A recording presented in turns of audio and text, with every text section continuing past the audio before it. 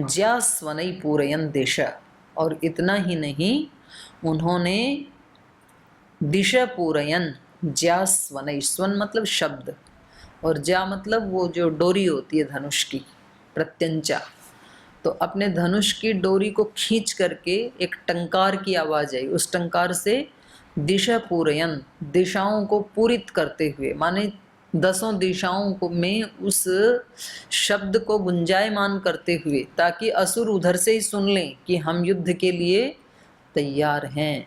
इसलिए अगर कमजोर सा शत्रु होगा तो उस स्वन को सुन करके, उस शब्द को, टंकार को सुन के ही भाग जाएगा कि भाई वो तैयार है।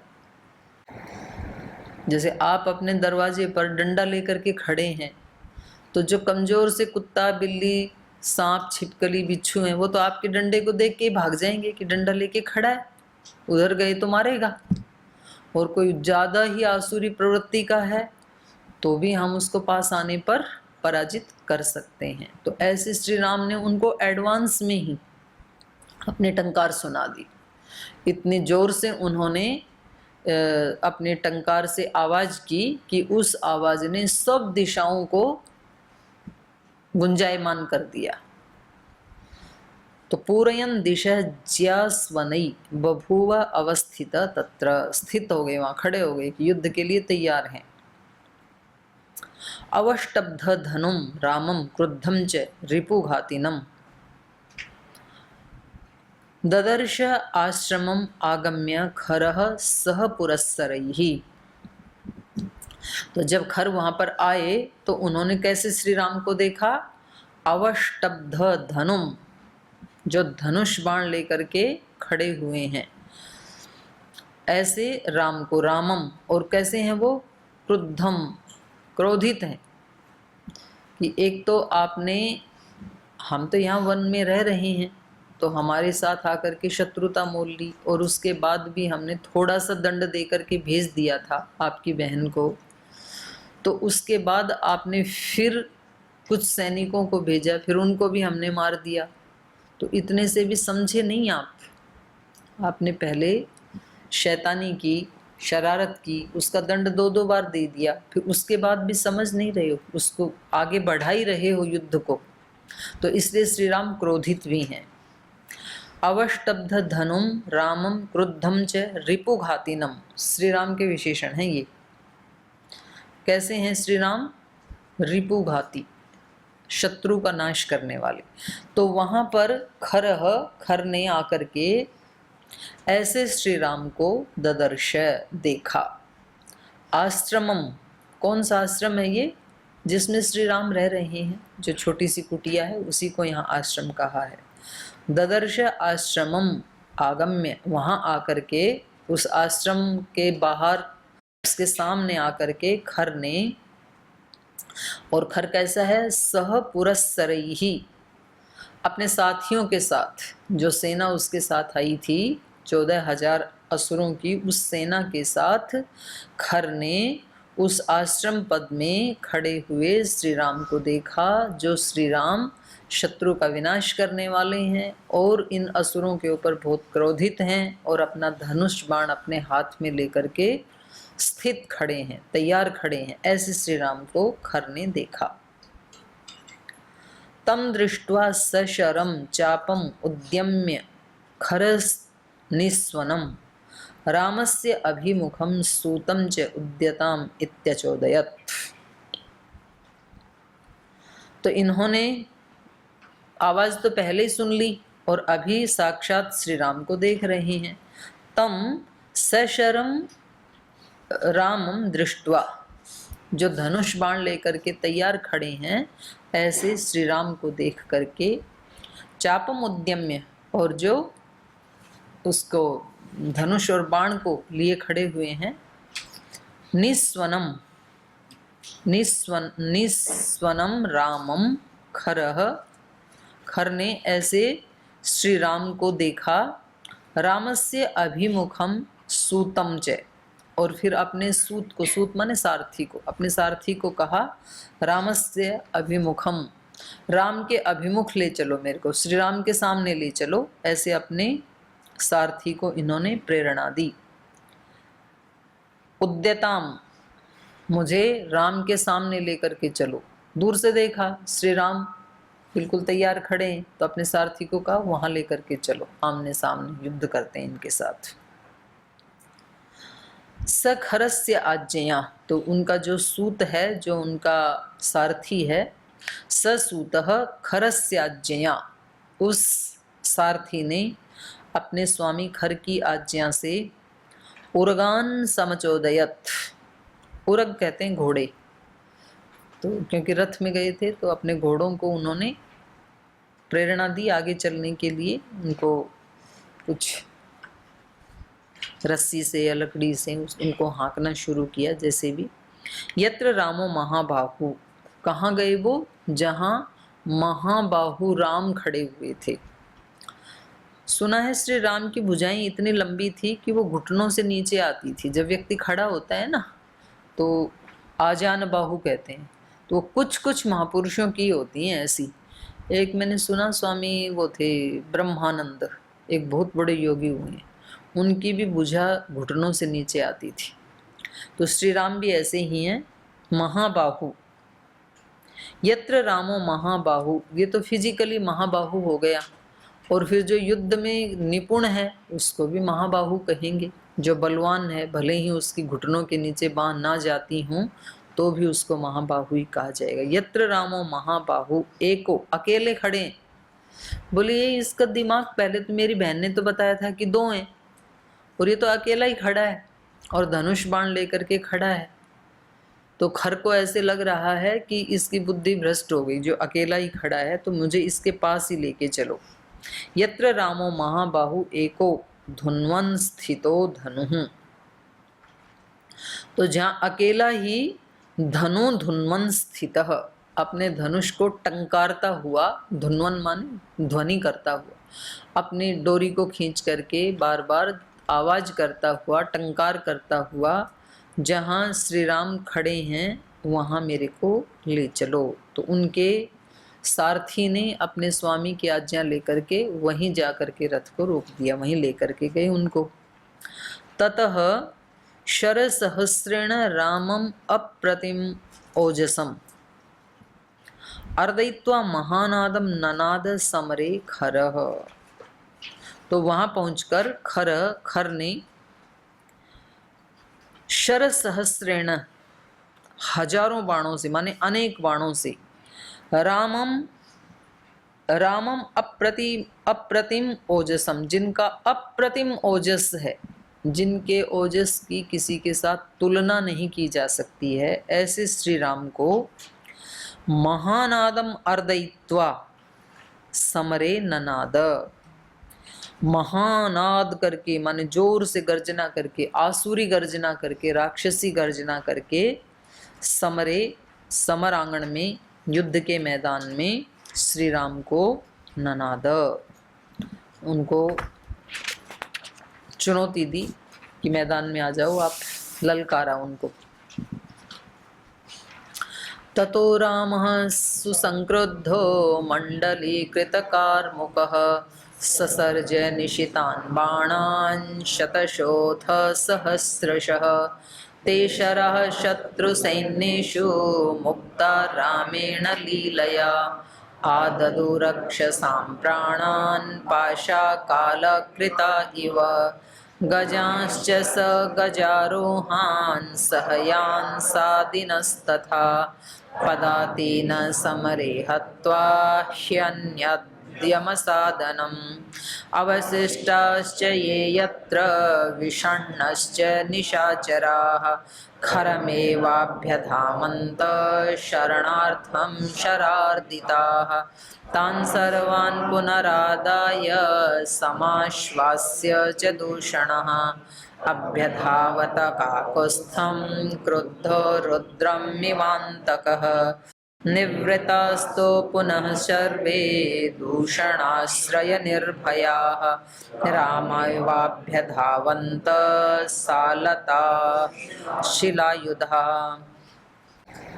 ततः राम सुसंक्रुद्ध मंडलीकृत कार्मुकः, तो उसके बाद जब वो सामने आ गए और उन्होंने भी जब श्री राम को ललकारा, तो ततः राम, तो श्री राम ने भी सुसंक्रुद्ध, अत्यंत क्रोधित होकर के, मंडलीकृत कार्मुका, और कार्मुका माने कर्म करने योग्य जो धनुष है उसको मंडलीकृत, मंडल माने गोल, तो उसको इतनी जोर से खींचा कि धनुष जो थोड़ा ऐसे चाप की तरह होता है वो कैसे हो गया, गोल हो गया, क्योंकि उसको खींचेंगे तो वो मंडलाकार हो जाएगा ना।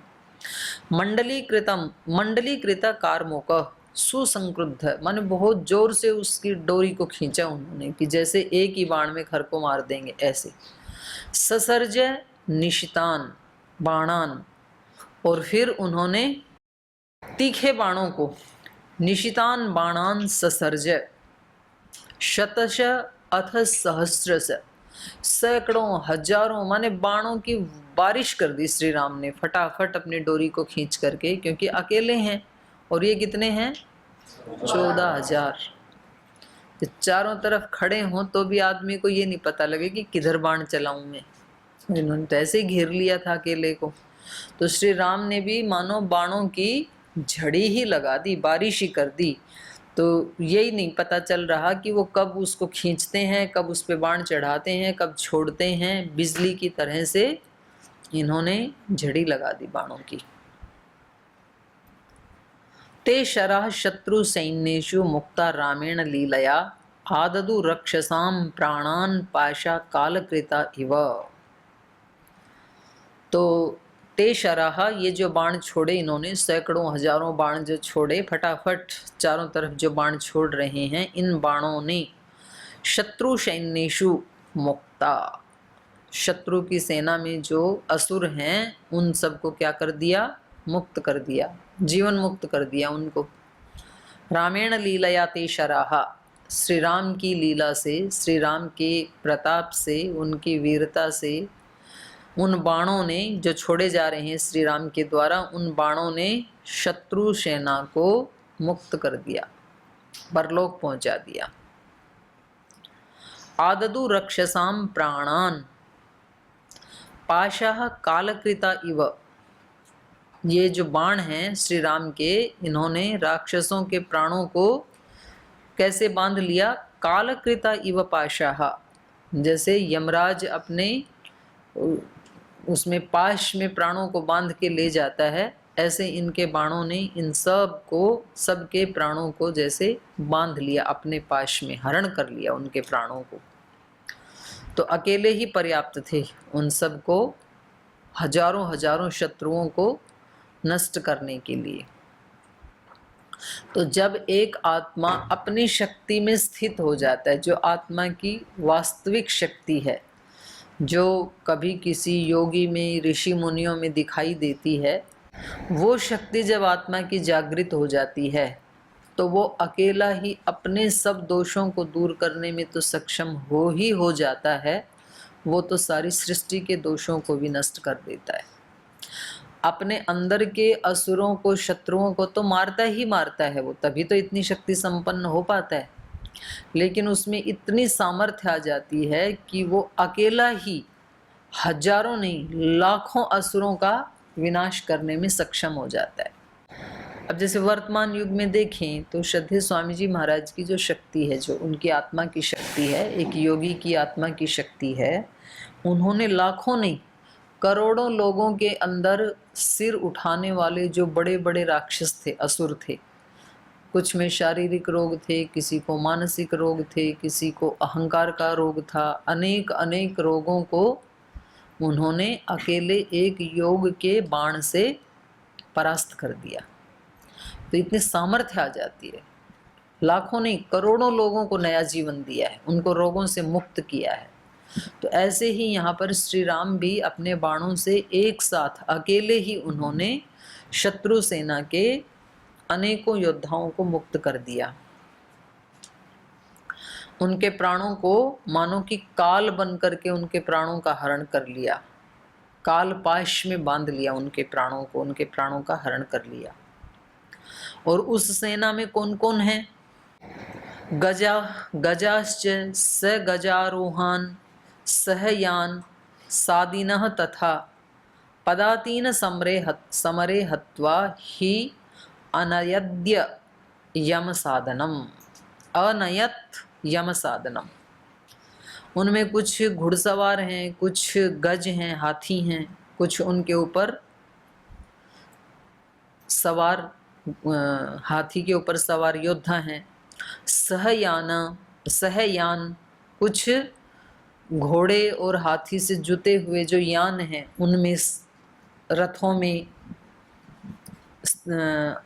आरोहित हैं। सादीना, सादीना माने हाथी या घोड़े, सद धातु का प्रयोग है ये।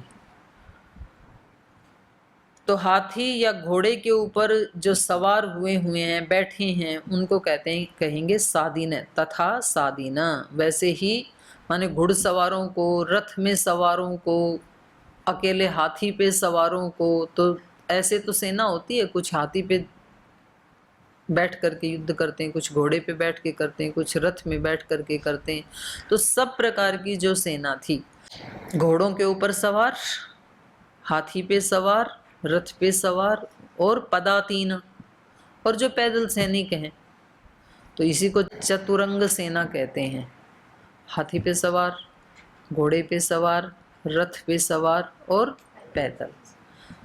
सजा चतुरंग सेना, अंग में उमंग भरी, सरजा शिवाजी जंग जीतन चलत है। शिवाजी का गाया था ना, 4 प्रकार की सेना लेकर के शिवाजी जंग जीतने के लिए चल पड़े हैं।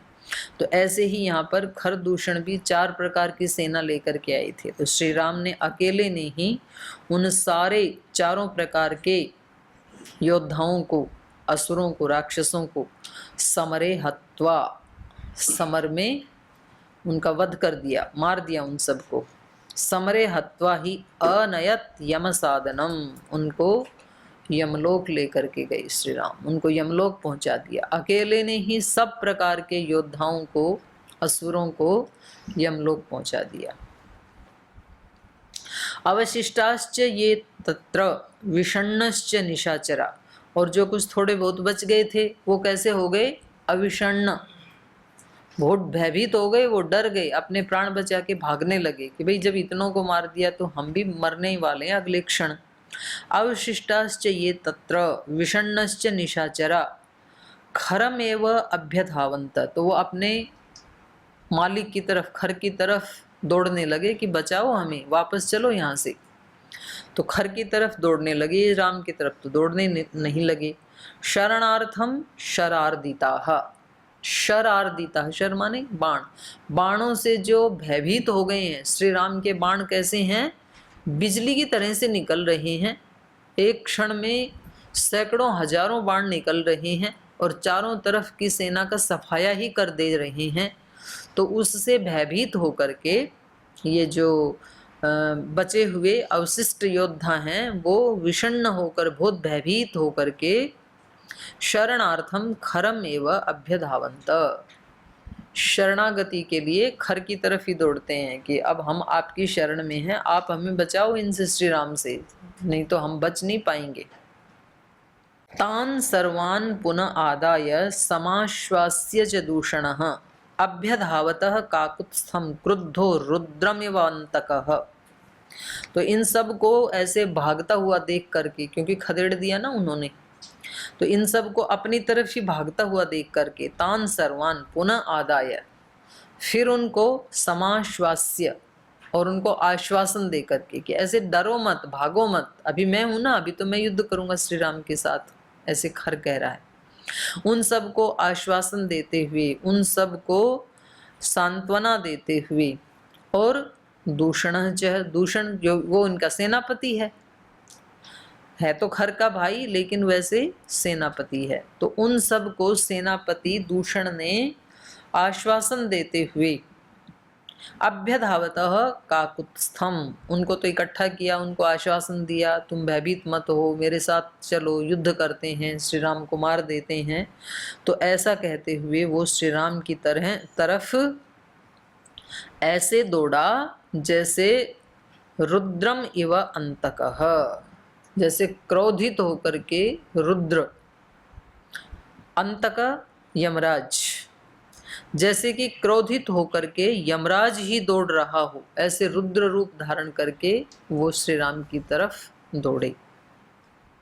अंतक यमराज, और ईश्वर का जो रुद्र रूप है उसको रुद्र रुद्र क्यों कहते हैं? क्योंकि वो रुलाने वाला होता है, प्राणों को हरण कर लेता है, तो फिर जो बाकी के बच जाते हैं वो रुदन करते हैं, इसलिए भगवान का एक रौद्र रूप है।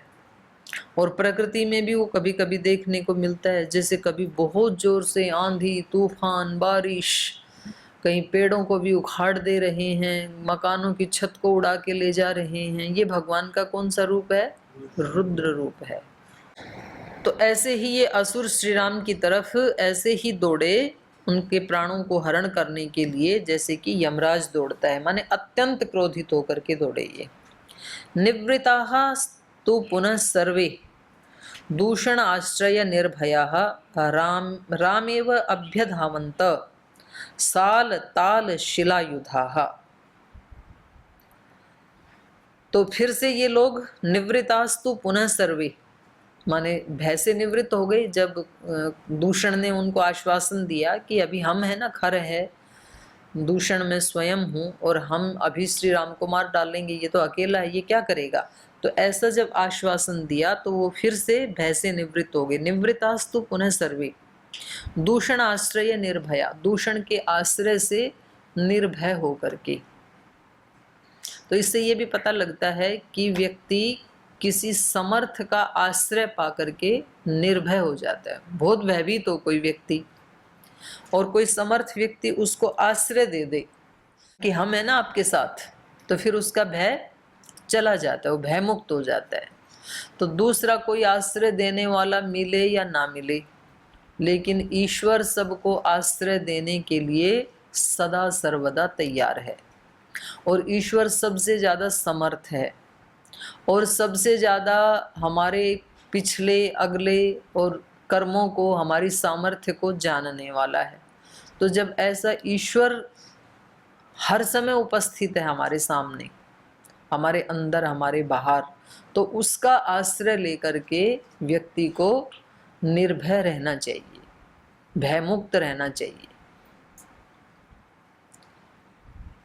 जब हमारे साथ इतना बड़ा तत्व साथ है तो फिर डरने की क्या बात है। जब ईश्वर अपने साथ है तो डरने की क्या बात है। तो ये ऐसे दूषण का आश्रय पाकर के ही भय निवृत्त हो गए हैं और फिर से सारे राम एवं अभ्यधावन्त, सारे के सारे मिलकर के फिर से श्री राम की तरफ दौड़े। पहले तो राम की तरफ से भागे, वापस अपने मालिक की तरफ दौड़े, फिर उसने आश्वासन दिया कि नहीं सब मिलकर के इनको मारेंगे, तो फिर वापस दौड़ने लगी। तो इससे ये भी पता लगता है कि इस संसार में लीड करने वाले 2-4-5% ही लोग होते हैं, बाकी तो भीड़ पीछे ही दौड़ने वाली होती है। तो जिधर दौड़ाएं उधर दौड़ जाते हैं, भयभीत हों फिर वापस आते हैं, फिर दौड़ाए फिर दौड़ जाते हैं, ऐसे ही जीते हैं किसी के कहने से ही। और ख़ास करके भारत में तो इतनी जनसंख्या हो गई, जिधर भी जाओ कोई भी कथाकार, उसके पास भीड़ बैठी है, तो लोग क्या कह देते हैं, देखो इनके पास कितनी भीड़ है। तो अभी तो इसका कोई नाम भी नहीं जानते थे, नया नया तो कथा करने लगा था, कितनी भीड़ है देखो इनके पास।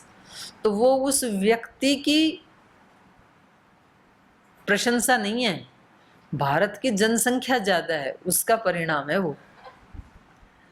क्योंकि आप रेलवे स्टेशन पे जाओ उतनी भीड़ मिलेगी, एयरपोर्ट पे जाओ, बस स्टैंड पे जाओ, हॉस्पिटल में जाओ, मार्केट में जाओ, कहीं भी चले जाओ, बैंक में जाओ, आपको भीड़ मिलेगी कहीं भी, क्योंकि जनसंख्या ही इतनी है, तो क्या करें।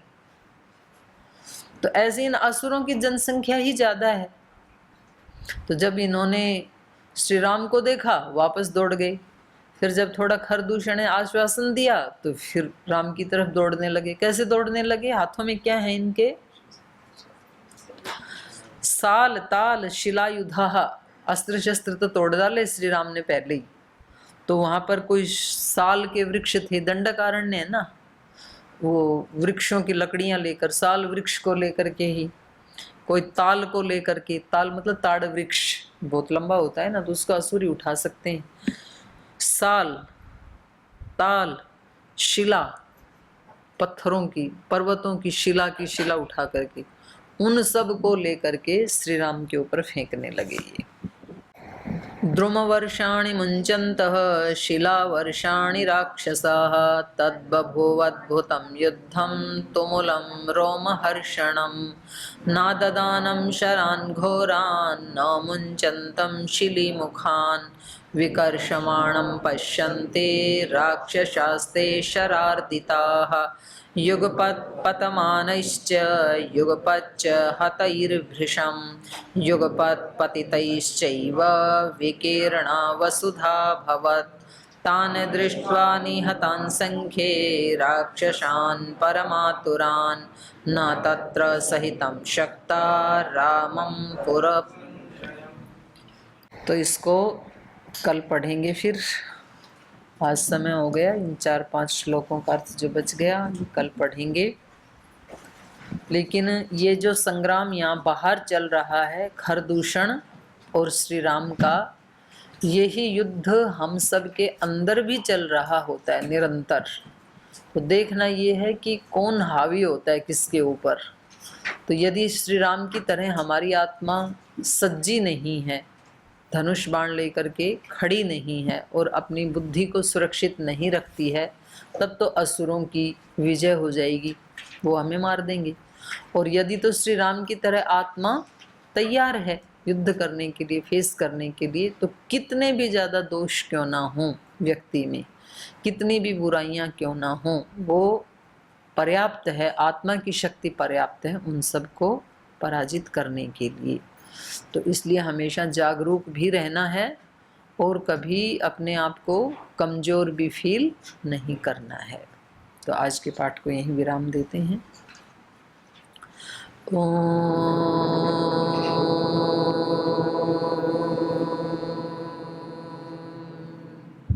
शांति शांति शांति। श्री गुरुभ्यो नमः। हे हृदयेश्वर हे सर्वेश्वर हे प्राणेश्वर हे परमेश्वर हे हृदयेश्वर हे सर्वेश्वर हे प्राणेश्वर हे परमेश्वर हे समर्थ हे करुणा सिंधो हे समर्थ हे करुणा सिंधो विनती स्वीकार करो विनती स्वीकार करो। भूल दिखा कर उसे मिटा कर भूल दिखा कर उसे मिटा कर अपना प्रेम प्रदान करो अपना प्रेम प्रदान करो। पीर हरो हरि पीर हरो पीर हरो हरि पीर हरो पीर हरो हरि पीर हरो पीर हरो हरि पीर हरो। हे हृदयेश्वर हे सर्वेश्वर हे प्राणेश्वर हे परमेश्वर हे प्राणेश्वर परमेश्वर हे प्राणेश्वर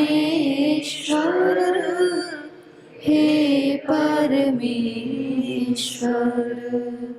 ओम श्री गुरुभ्यो नमः।